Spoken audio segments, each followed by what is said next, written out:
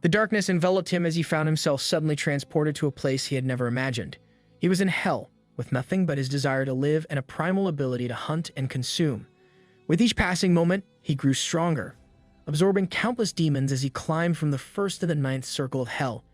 Even the most powerful demons, the 7 great dukes of hell, bowed down to him. After 10,000 years, he returns to Earth. Welcome to the Hell of 9 Skies, the deepest depth of hell, a treacherous landscape where only the strongest demons gather. The environment is immeasurably hostile, with an ever-burning path of fire, molten lava capable of incinerating anything, a twisted and unpredictable terrain, and a blood-red sky. The strongest demons congregate here, engaging in eternal battles, probably not the ideal vacation destination.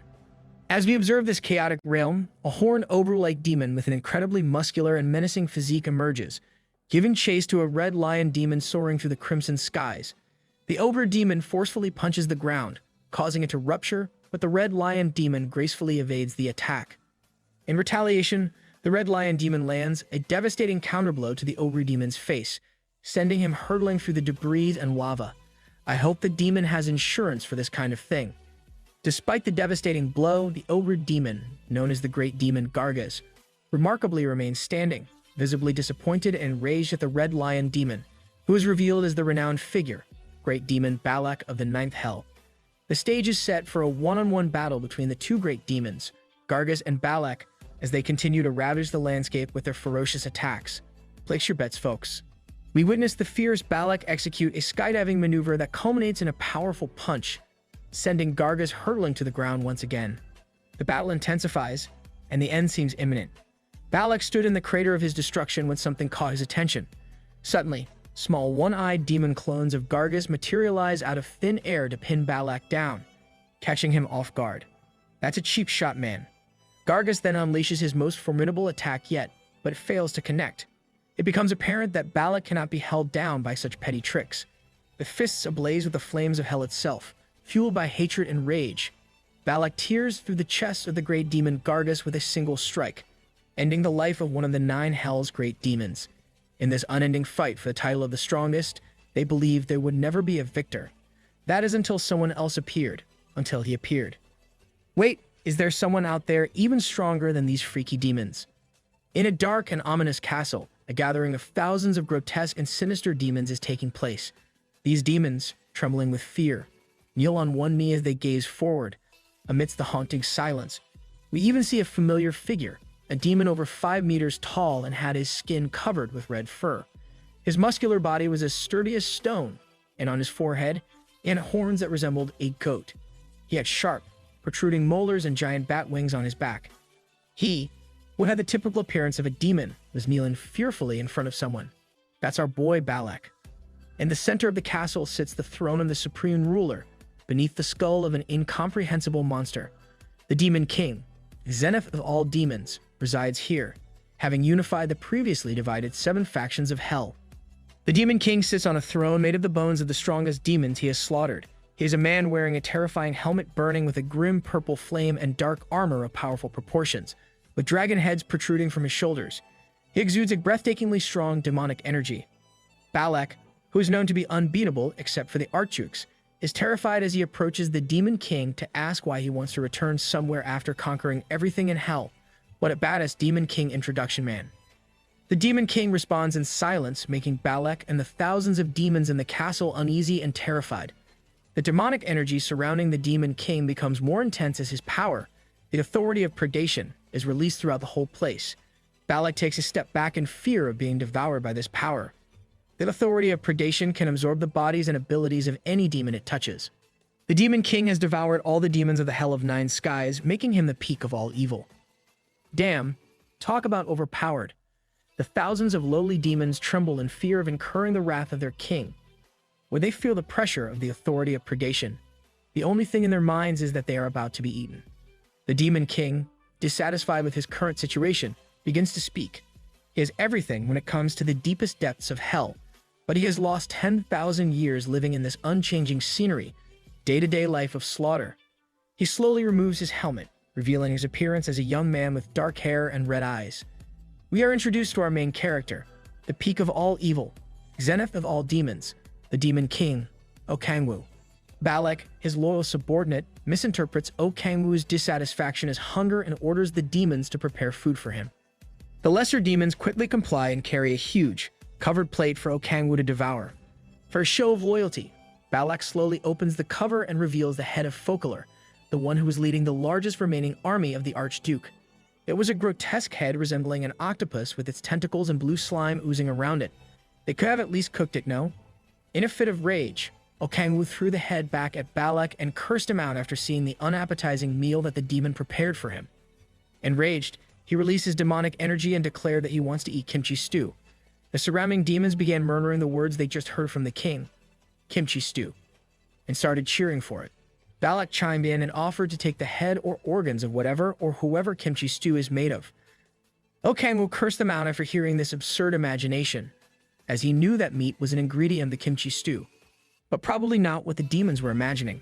Bro's about to go to war and slaughter for kimchi stew.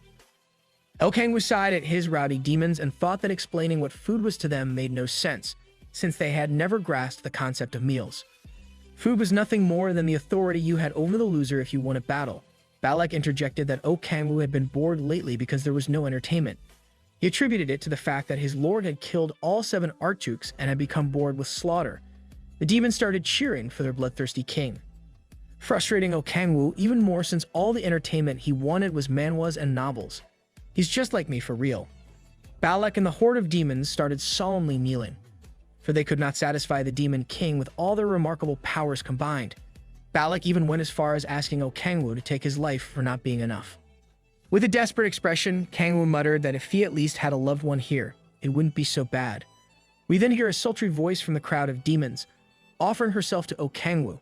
The queen of Succubi and the greatest beauty in hell, Lilith, captivated every single demon in the castle. Succubi, sign me up. She expressed her dissatisfaction for Kangwoo not being satisfied with having her heart. We eventually see her crying in every single one of her 10 eyes, with her tentacles for hair stretching out everywhere. It was at this moment that Kangwoo finally broke. Condolences, brother. Lilith insisted on finally being the Kangwoo tonight. Kangwoo then ordered her as the king not to come to him tonight out of fear. Lilith takes this as Kangwoo just being coy and shy. Lilith stretched out her slimy tentacles and gripped Kangwoo's arm.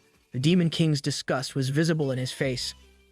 But the demon horde either blush or are jealous seeing the sight of Lilith interacting with Kangwoo. Kangwoo's disappointment is immeasurable. The succubi that are the beautiful women from the stories he'd heard are far from reality. Kangwoo does everything in his power to get out of the terrifyingly seductive grasp of Lilith.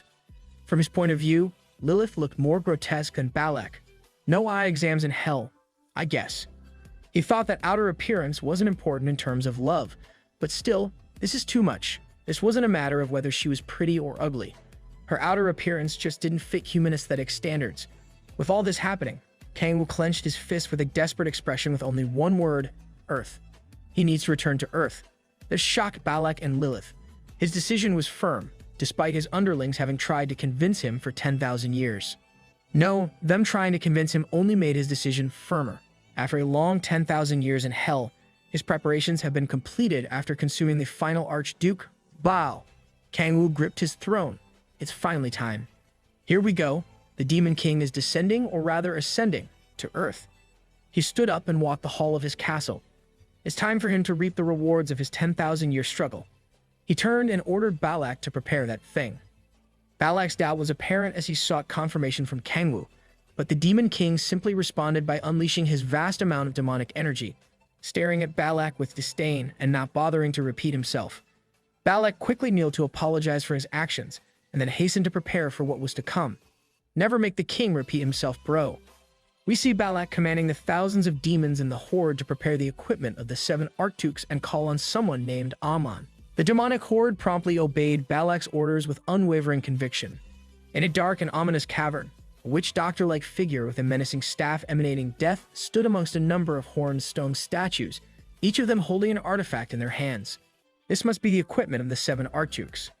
Kangwoo, Balak, and Lilith stood at the bottom of the stairs leading to a sinister altar in the middle of the stone statues. Balak informed Kangwoo that everything had been set and prepared. Kangwoo started walking towards the stairs. Lilith couldn't help but shed a tear as she knew what her Demon King was about to do. And even Balak started to shed tears at the sight of Kangwoo's figure walking away. Come on, man. You made the kitty cat cry. We see Kangwoo removing his imposing armor and leaving it on the floor, revealing a figure of pure muscle, evident from fighting and conquering for 10,000 years. 10,000 years of hellish workout pays off. The witch doctor greeted Kangwoo with the stares and instructed him to push a great amount of demonic energy into the equipment of the 7 archduches, warping the boundaries of space and time and forcibly opening a dimensional fissure.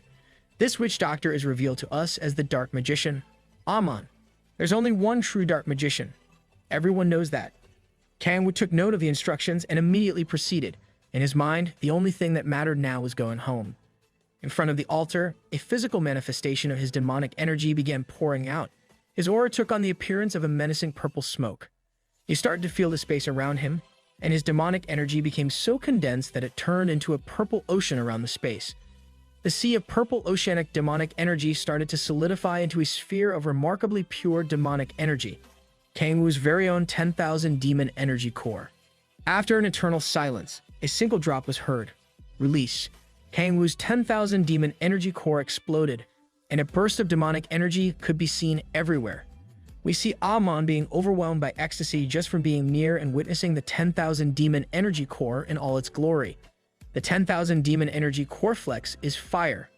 The demonic energy emanating from Kangwoo caused the eyes of the stone statues surrounding him to glow with the same hue. Amon confirmed that the 7 archduches' equipment was reacting to Kangwoo's power, and the gate would soon open. As Kangwoo warped the boundaries of space and time, we heard his thoughts. Even if he returned to Earth, his family, friends, and lover would not be there. Right in the field's brother. But anything was preferable to the literal deepest depths of hell where he currently stood. The gate cracked open, and Kangwoo strode toward his new conquest. Before he entered the gate, Lilith and Balak called out to him, pleading with their king not to abandon them. Kangwoo simply responded with the words, "Do not cry," out of fear of seeing the appearance of a crying succubus. Lilith, head over heels for the demon king, misinterpreted it as a gentle attempt to ease her pain. In her excitement, she began to spurt liquid from her tentacles, screaming to Kangwoo that she wanted to go with him. "Run, Kangwoo, run." Without hesitation, Kangwoo jumped through the gate. Lilith shouted that she would follow him no matter what, but Kangwoo responded by turning around mid-fall and flipping off Lilith, Balak, and hell itself with a smug smile. He never wanted to see them again or return to that place. Ladies and gentlemen, the pinnacle of evil himself. As he fell through the time and space dimensional fissure, he pondered his 10,000 years in hell. He realized he had no past he wanted to change or future he wanted to go to. He'd take anything that looked and felt like the Earth he knew. I hope everything goes smoothly.